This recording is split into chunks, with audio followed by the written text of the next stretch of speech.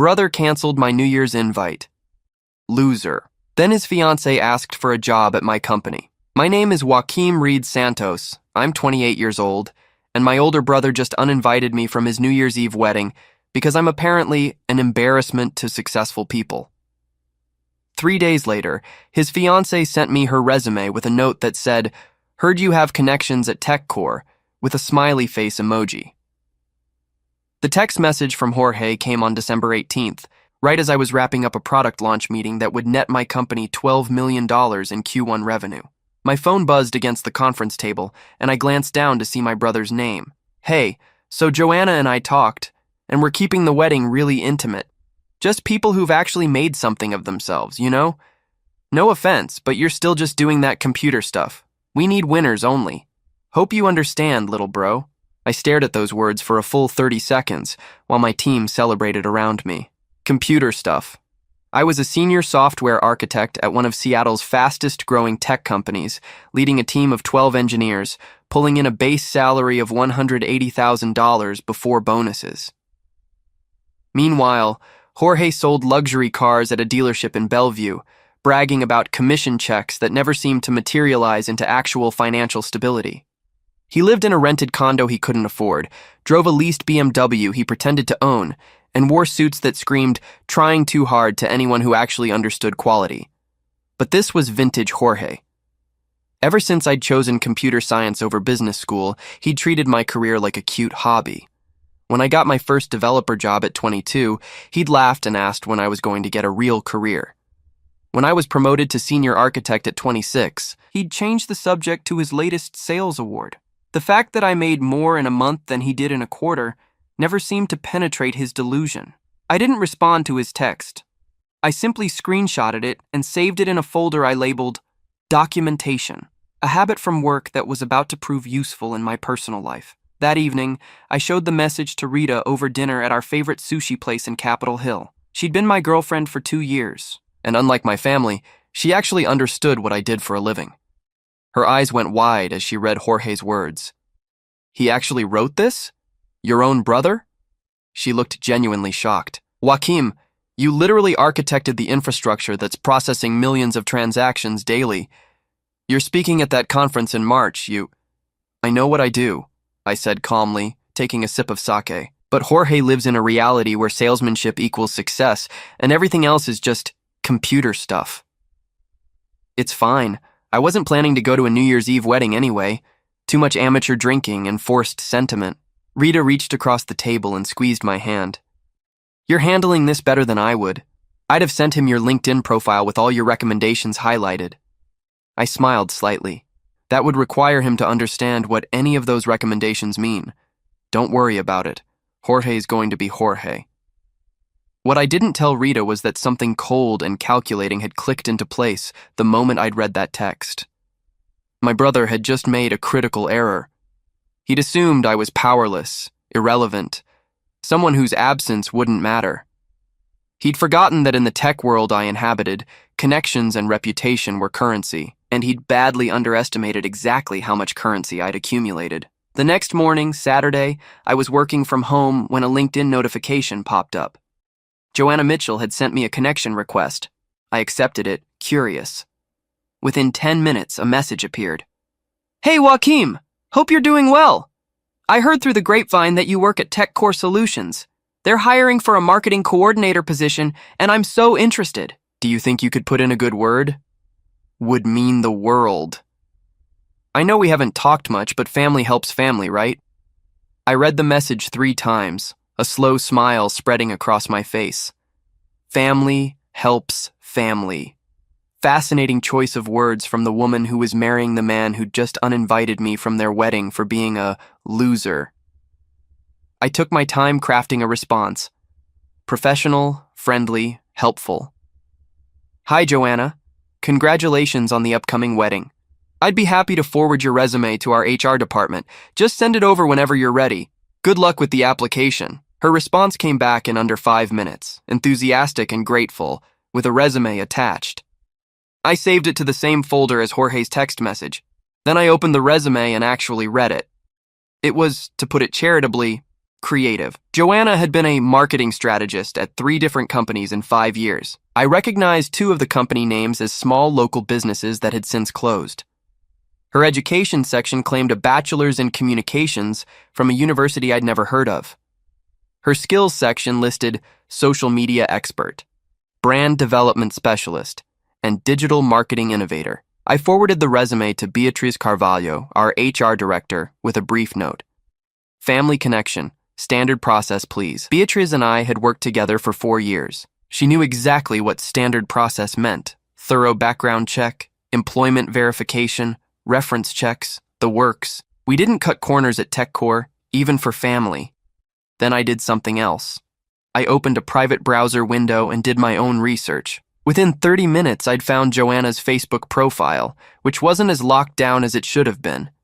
There were photos from expensive restaurants, luxury vacation spots, designer shopping bags, all posted in the last 6 months, all while she was supposedly between jobs according to her resume.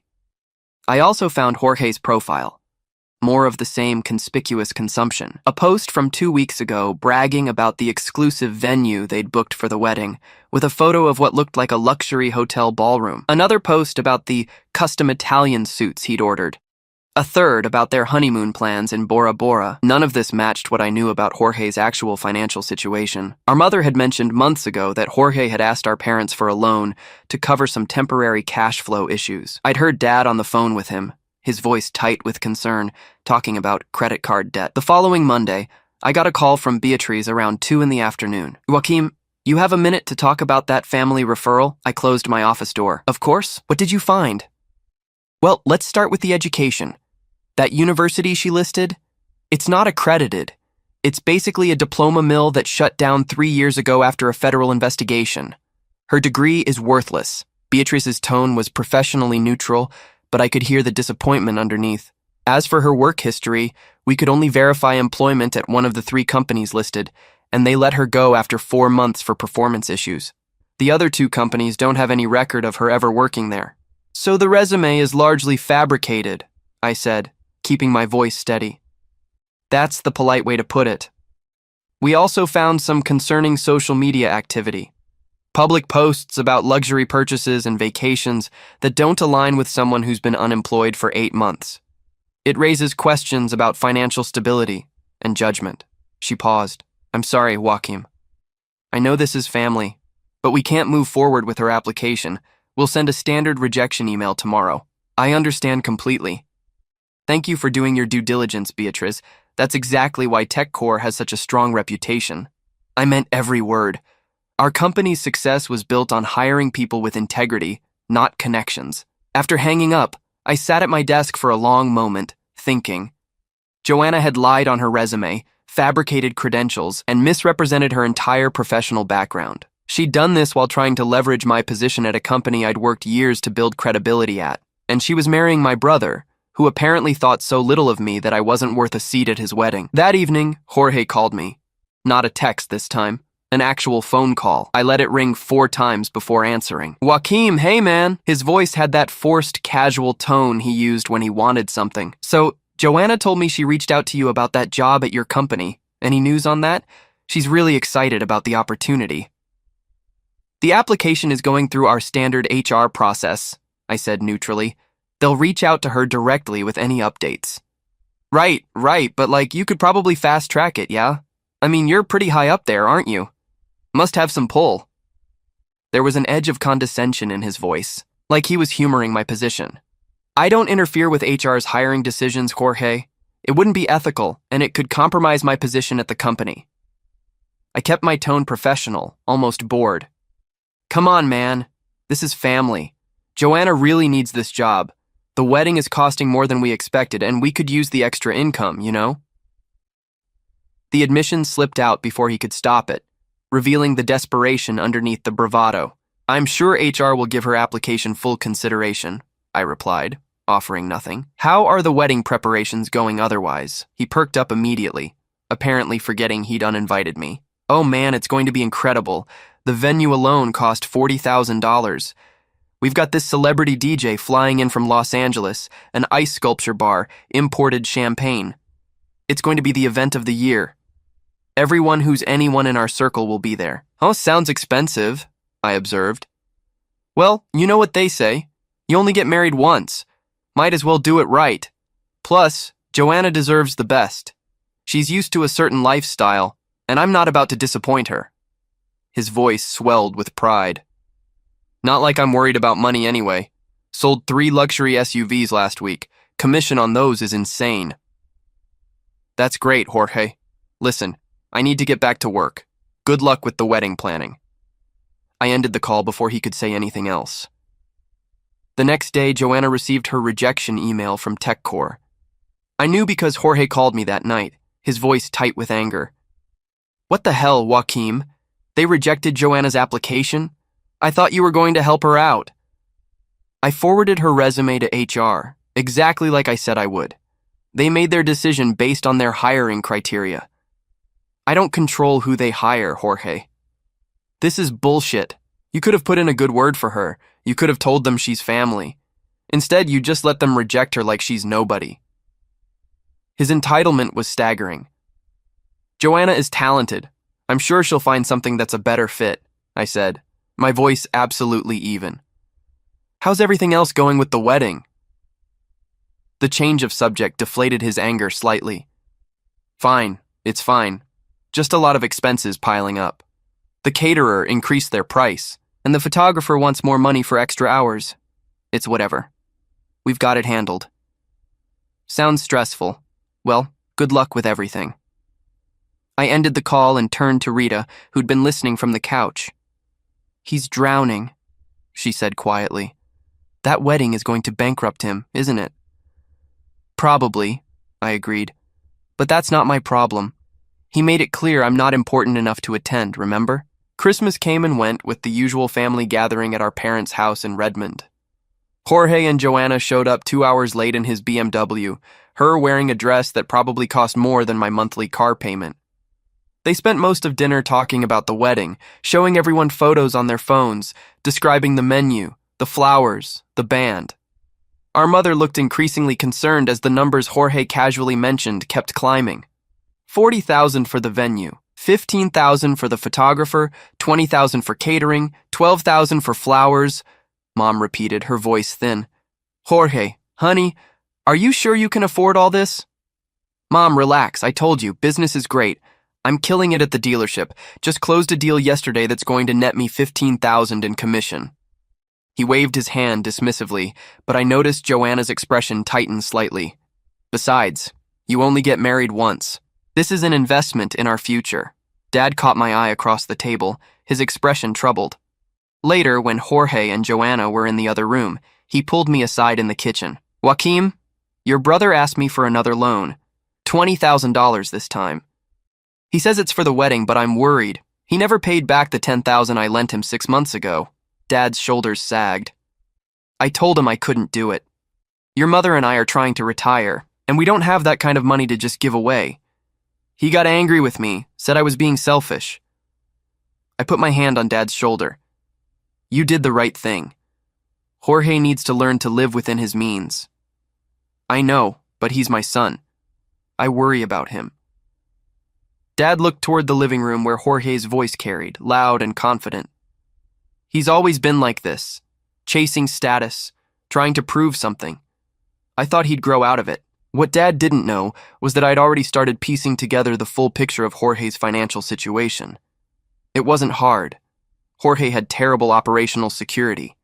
His social media posts revealed credit card numbers and photos, his email address followed a predictable pattern, and he'd used the same password for multiple accounts since college. I didn't hack anything. I simply observed what he'd carelessly left public and made some educated guesses based on information freely available. A quick check of public records showed Jorge had 3 judgments against him totaling $47,000 from various creditors. His car was leased through a subprime auto finance company at an interest rate that would make a loan shark blush. The condo he rented was 2 months behind on rent, according to county court records, showing an eviction notice filed and then withdrawn. He was, in technical terms, completely underwater financially. And he was about to drop another $100,000 on a wedding he couldn't afford to impress people who probably didn't care, while marrying a woman who'd lied on her resume to try to get a job through me. The Wednesday after Christmas, I got an unexpected call from Joanna directly. Her voice was sugary sweet, with an undercurrent of desperation. "Joaquim, hi. I hope you don't mind me calling. I got your number from Jorge. I just wanted to follow up about that position at TechCore. I know they sent a rejection, but I was wondering if there might be any other openings coming up, or maybe you could introduce me to some of your contacts at other companies. I'm really struggling to find something, and Jorge said you know a lot of people in the Seattle tech scene." "I'm not aware of any current openings that would match your background, Joanna," I said carefully. "And most of my contacts are looking for candidates with verifiable experience and credentials." There was a long pause. "What do you mean verifiable?" "I mean companies do background checks. They verify employment history, education credentials, references. It's standard practice in the industry." I let that hang in the air. Another pause, longer this time. When she spoke again, her voice had hardened. "Are you saying there was something wrong with my application? I'm saying that HR follows their process for all candidates. If they found any discrepancies, they would have noted them in their decision." I kept my tone professionally neutral, giving her nothing to grab onto. "Right. Okay. Well, thanks for nothing, I guess." The sweetness was completely gone now. "Jorge was right about you. You think you're so much better than everyone else with your tech job and your fancy title, but you're just a keyboard pusher who got lucky. Real success is about people skills, relationships, knowing how to work a room, things you'll never understand because you spend all day in front of a computer screen. I appreciate your perspective, Joanna. Best of luck with your job search." I ended the call and immediately texted the number to myself, saving the contact information. That evening, Rita and I were having dinner when my phone buzzed with a group text. It was from my mother's number, sent to the family group chat. Reminder: Jorge and Joanna's New Year's Eve wedding, 7 p.m. at the Grand Cascade Hotel. Formal attire. So excited to celebrate with everyone. I noticed I wasn't removed from the group chat, even though Jorge had specifically uninvited me. An oversight on his part, or maybe Mom had insisted I stay in the loop. Either way, I now had official confirmation of the venue, date, and time. Rita looked at me over her wine glass. "You're planning something." "I'm not planning anything," I said honestly. "I'm just observing. Jorge is doing all the work himself." "That's somehow more terrifying than if you were actively plotting revenge." She smiled slightly. "What are we doing New Year's Eve since you're not invited to the wedding?"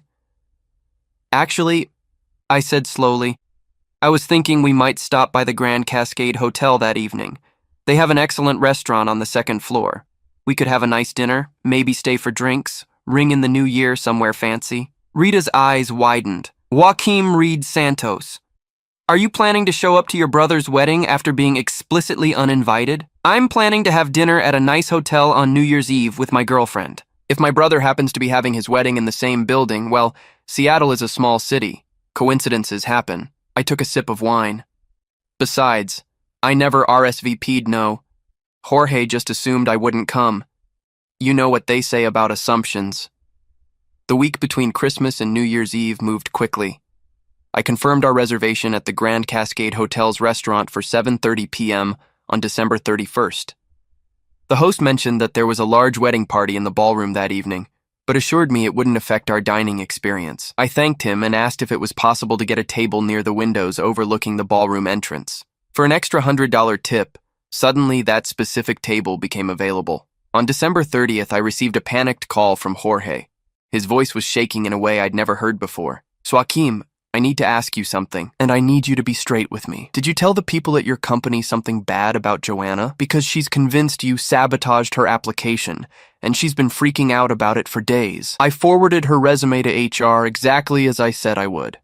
They conducted their standard background check and made their hiring decision. I had no input beyond the initial referral. Every word was completely true. "She said you implied there were problems with her resume." "What problems? What did they find?" The desperation in his voice was palpable. "Jorge, I can't discuss another candidate's application details. That would be a violation of company policy, and probably several employment laws. If Joanna has questions about her application status, she should contact HR directly." "Oh, come on, this is me, your brother. You can't just—" He stopped abruptly, and I heard a woman's voice in the background. Joanna, saying something sharp that I couldn't quite make out. Jorge came back on the line. Listen, I don't have time for this. The wedding is tomorrow and we've got 1,000 things to deal with. But this isn't over. After the wedding, you and I are going to have a serious talk about family loyalty. Enjoy your wedding, Jorge. I hope it's everything you've invested in it. I ended the call and looked at Rita, who was watching me with a mixture of concern and fascination. You're really going through with this? We're having dinner at a nice restaurant, that's all. I smiled. What happens after that is entirely up to Jorge. New Year's Eve arrived with clear, cold weather, perfect for a wedding. Rita and I dressed formally, me in my Tom Ford suit that I'd bought after my last promotion, her in a midnight blue dress that made her look like she'd stepped out of a classic film. We arrived at the Grand Cascade Hotel at 7:20 p.m., just as wedding guests were starting to arrive. The ballroom entrance was visible from our restaurant table, exactly as I'd planned. We ordered cocktails and appetizers, and I settled in to watch. The guests were exactly what I'd expected. Jorge's co-workers from the dealership, Joanna's friends from her various short-term jobs, a handful of distant relatives. Everyone dressed expensively, everyone performing success, everyone playing the same game Jorge and Joanna were playing. At 7:45, my parents arrived. Mom looked beautiful but worried, Dad uncomfortable in his rented tuxedo. They were immediately swept up in greeting other guests, but I saw Mom scanning the crowd, probably looking for me. I'd told her I wouldn't be attending, but I hadn't said I wouldn't be in the building. The ceremony started at 8 p.m. We could hear the music faintly through the restaurant walls. Rita squeezed my hand under the table. You okay? I'm perfect, I said honestly. This is the best New Year's Eve I've had in years. At 8:30, during what must have been the reception cocktail hour, my phone buzzed with a text from an unknown number. This is Manuel Reyes, manager at Prestige Motors. Your brother Jorge Santos listed you as a reference for employment verification. Can you confirm he's your brother and provide any information about his character and reliability? This is for a potential promotion to sales director. I stared at the text for a long moment. Jorge had listed me as a reference without asking. For a promotion he'd probably been bragging about for months, a promotion that would supposedly solve all his financial problems. I typed back, yes, Jorge is my brother. Regarding character and reliability, I would prefer to discuss this over the phone rather than via text. Is there a number I can call you at? The response came back immediately with a phone number. I excused myself from the table and stepped into the hotel lobby, finding a quiet corner. Manuel Reyes answered on the second ring. Mr. Santos, thank you for calling back. I know this is unusual timing with it being New Year's Eve, but I wanted to complete this reference check before the holiday weekend ends. Your brother is being considered for a significant promotion, and I like to be thorough. I appreciate your diligence, I said. Can I ask what specifically you'd like to know? Well, Jorge has been telling everyone here that he comes from a very successful family, that his younger brother is some kind of tech executive, that he has access to significant financial resources. He's painted a picture of someone with stability and backing. Is that accurate? I chose my words very carefully. My relationship with my brother is complicated. What I can tell you is this. Jorge has a pattern of living beyond his means and misrepresenting his financial situation. He recently asked our parents for a $20,000 loan that they couldn't afford to give him. He's currently 2 months behind on his rent according to public court records. He's carrying significant personal debt. As for me being a tech executive, I'm a senior software architect, which is an engineering role, not an executive position, and I have no intention of providing my brother with financial backing of any kind. There was a long silence on the other end. Finally, Manuel spoke, his voice tight. I see. That's very different from what he's told us. He claimed you were a VP at a major tech company and that you were planning to invest in some business ventures he was developing. That's completely false. I hold no executive titles, and Jorge has never discussed any business ventures with me because he knows I wouldn't invest. I paused. Mr. Reyes, I'm telling you this because you asked for an honest reference. My brother is charismatic and can be very persuasive, but his financial decision-making is poor, and he tends to overpromise and underdeliver. I wouldn't promote him to a position with more financial responsibility without very careful oversight. Thank you for your honesty, Mr. Santos. This is exactly the kind of information I needed to know. Enjoy your evening. After hanging up, I stood in the hotel lobby for a moment, feeling the weight of what I'd just done. I hadn't lied. I hadn't exaggerated. I'd simply told the truth when asked directly by someone doing their due diligence. The fact that the truth was devastating to Jorge's prospects wasn't my fault. I returned to the table where Rita was finishing her appetizer. Everything okay? Everything is perfect, I said. Jorge just lost a promotion he was counting on, though he doesn't know it yet. At 9:15, the ballroom doors opened and guests began spilling out for a break between dinner courses. I saw Jorge and Joanna standing near the entrance, greeting people, accepting congratulations. Jorge looked slightly drunk already, his face flushed, his bow tie askew. Joanna clung to his arm, smiling but with a brittle quality to her expression. That's when my mother spotted me through the restaurant windows. Her eyes went wide and she said something to my father. They both turned to look directly at me. I raised my wine glass in a small toast. Dad's expression was unreadable, but Mom looked like she was about to cry. Then Jorge saw me. The color drained from his face, replaced immediately by red fury. He said something sharp to Joanna, who looked over and saw me sitting there in my expensive suit, with my beautiful girlfriend, at a table overlooking his wedding reception. Her expression went from confusion to rage in seconds. Jorge started toward the restaurant entrance. Joanna grabbed his arm, trying to stop him, but he shook her off. I watched him coming, feeling absolutely calm. Rita tensed beside me, but I put my hand over hers. It's fine. Let him come. Jorge burst into the restaurant, and several diners turned to stare. The maitre d' moved to intercept him, but Jorge pushed past, his face purple with rage. He stopped at our table, swaying slightly. What the hell are you doing here? I uninvited you. This is my wedding, and you're not welcome. His voice carried across the entire restaurant. Joanna appeared behind him, looking mortified but angry. I took a sip of wine before responding, my voice quiet and level. We're having dinner at a restaurant. This is a public hotel. I don't need your permission to be here. You're trying to ruin my wedding. You couldn't just let me have this one perfect day, could you? You had to show up and make it about you. Spittle flew from his mouth. Jorge, I haven't entered your wedding venue. I haven't approached any of your guests. I'm sitting in a restaurant having a meal with my girlfriend. If my presence in the same building bothers you, that's your issue, not mine. I kept my tone absolutely calm, which seemed to enrage him further. This is because of the job thing, isn't it? Because your precious company rejected Joanna. You're so petty that you're crashing my wedding to get back at me. He slammed his hand on the table, making the glasses jump. Actually, Jorge, I'm here because you called me a loser who wasn't successful enough to attend your wedding. You said I was an embarrassment, so I thought I'd give you the opportunity to see exactly what kind of embarrassment I am. I pulled out my phone and opened my banking app, turning the screen toward him. This is my checking account balance.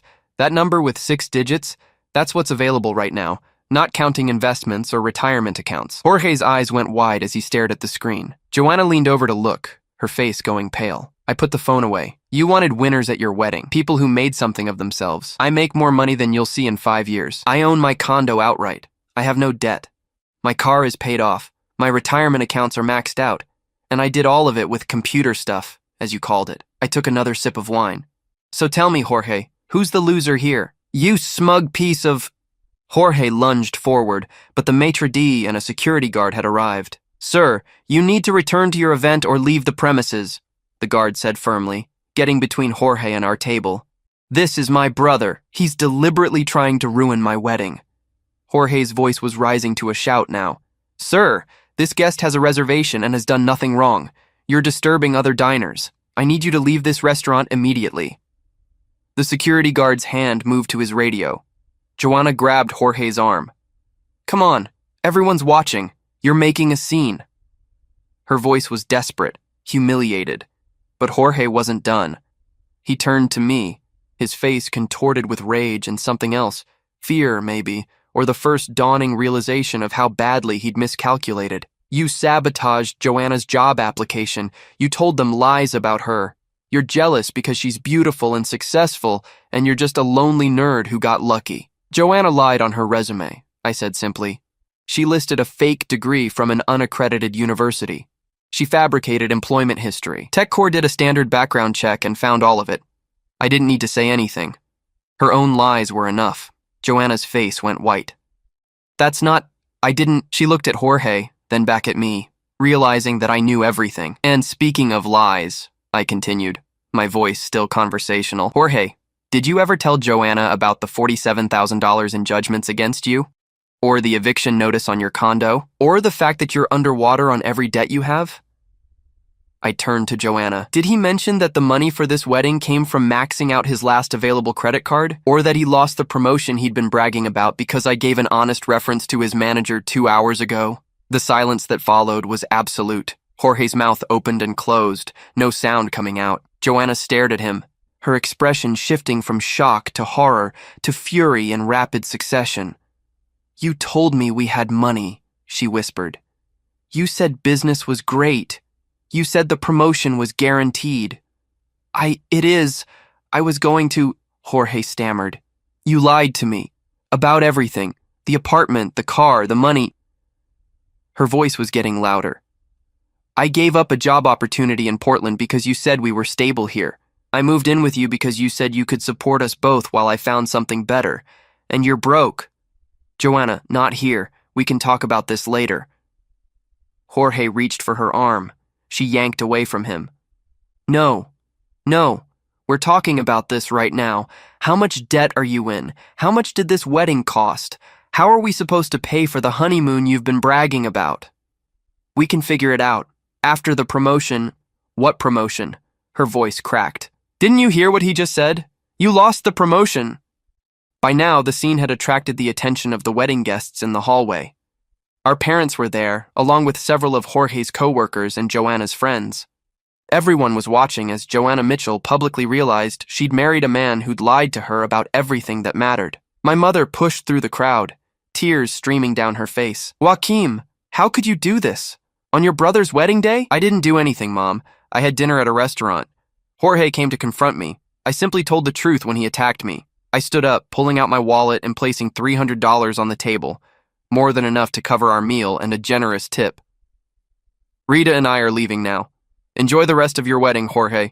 I hope it was everything you spent on it. As we walked toward the exit, I heard Joanna's voice rising behind us, demanding answers, and Jorge's panicked attempts to explain. I heard my father's voice, tight with disappointment, asking Jorge if what I'd said about the debt was true. I heard the whispers of the guests, the shock spreading through the crowd like ripples in water. Rita and I walked through the hotel lobby in silence. It wasn't until we were in my car pulling out of the parking garage that she spoke. That was the most savage thing I've ever witnessed, and you did it while being completely calm and factual. I told the truth, I said simply. Nothing I said was a lie or an exaggeration. Jorge built his life on deception, and it collapsed the moment someone asked direct questions and demanded honest answers. Do you feel bad at all? She asked quietly. I thought about it honestly. Did I feel bad?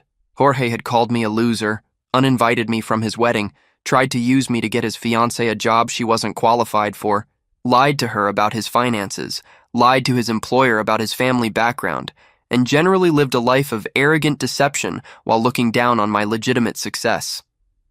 No, I said finally. I don't feel bad at all. The fallout was spectacular and swift. My phone started buzzing before we'd even gotten back to my condo. Texts from relatives, from family friends, from people I hadn't heard from in years. Most were asking what happened. Some were angry at me for ruining Jorge's wedding. A few were thanking me for finally exposing the truth. I ignored all of them except one text from my father. We need to talk. Tomorrow. Just us. The next morning, January 1st, I met Dad at a coffee shop in Redmond. He looked like he'd aged 5 years overnight. His eyes were red-rimmed, his shoulders slumped. Your brother's marriage lasted less than 8 hours, he said without preamble. Joanna had the wedding annulled before midnight. She's moved out of his condo and back in with her parents. She's threatening to sue him for fraud. He took a shaky breath. His manager called this morning.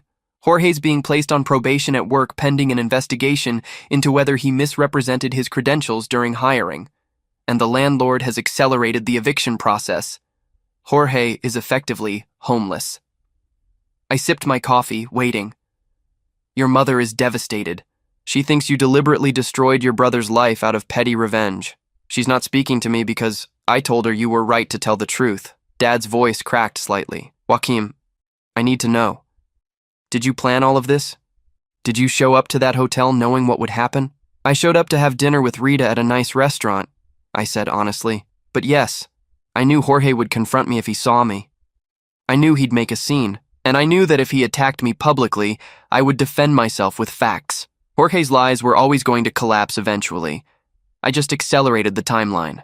Dad was quiet for a long moment. He's your brother. He's an adult man who made a series of terrible choices and then tried to drag me down to make himself feel better about those choices. I don't owe him my silence or my complicity in his deception. I met Dad's eyes. You taught me to be honest, to work hard, to live within my means. I did all of that. Jorge did the opposite. This isn't my fault. I know. Dad's voice was barely a whisper. I know it's not. But he's still my son, and watching him lose everything in one night, he couldn't finish. He didn't lose everything in one night, I corrected gently. He lost everything over years of bad decisions. Last night was just when it became visible to everyone else. We sat in silence for a while. Finally, Dad asked, "What happens now?" Now Jorge has to rebuild his life based on reality instead of delusions. Maybe he'll learn something from this. Maybe he won't. But either way, it's his journey, not mine. I finished my coffee. I'm going to keep doing what I've been doing. Working hard, being successful, living my life. With or without my brother's approval. Over the following weeks, I heard bits and pieces through the family grapevine. Jorge had moved back in with our parents temporarily. He was demoted at work but allowed to keep his job. Joanna had filed paperwork with the court to nullify the marriage based on fraud, and the hotel was suing them both for the unpaid catering bill. Jorge's BMW was repossessed. His social media went dark. My mother eventually reached out with a brief text. I don't understand why you had to hurt him so badly. But your father says you were just telling the truth. I need time, I responded. Take all the time you need, Mom. I love you. Rita and I spent more time together, our relationship strengthening. My work continued to go well. I got another promotion in March, attended that conference, spoke on a panel about software architecture. My life moved forward while Jorge's life fell apart behind me. On a sunny day in late February, I was walking through downtown Seattle when I saw him. Jorge was standing outside a much less prestigious car dealership in a cheaper part of town, wearing a suit that had seen better days. He looked smaller somehow, diminished. Our eyes met across the street. For a moment I thought he might cross over, might say something, but he just looked at me, really looked at me, maybe for the first time in his life, and then turned away and walked back into the dealership. I continued walking, feeling nothing but a distant sort of relief. The brother who had looked down on me, who had called my success meaningless, who had treated me as an embarrassment, was gone. In his place was just another person struggling to make a living in a city that didn't care about his ego or his delusions. Some people might say I should feel guilty, that I should have been the bigger person, let him keep his lies, let him have his moment. But those people don't understand what it's like to spend your whole life being dismissed by someone who should have been in your corner. They don't understand the particular pain of family members who see your success as threatening rather than something to celebrate. I built my life through honest work. I earned every promotion, every dollar, every bit of respect I have in my industry. Jorge tried to take shortcuts, lie his way to success, and fake it until he made it. And when his house of cards fell, he tried to blame me for not propping it up. I don't regret telling the truth. I don't regret showing up to that hotel. I don't regret watching his carefully constructed facade collapse in real time. Because the truth is, I didn't ruin my brother's life. He did that all by himself, one lie at a time, one delusional decision after another. I just happened to be there when it all came crashing down, and I refused to pretend otherwise.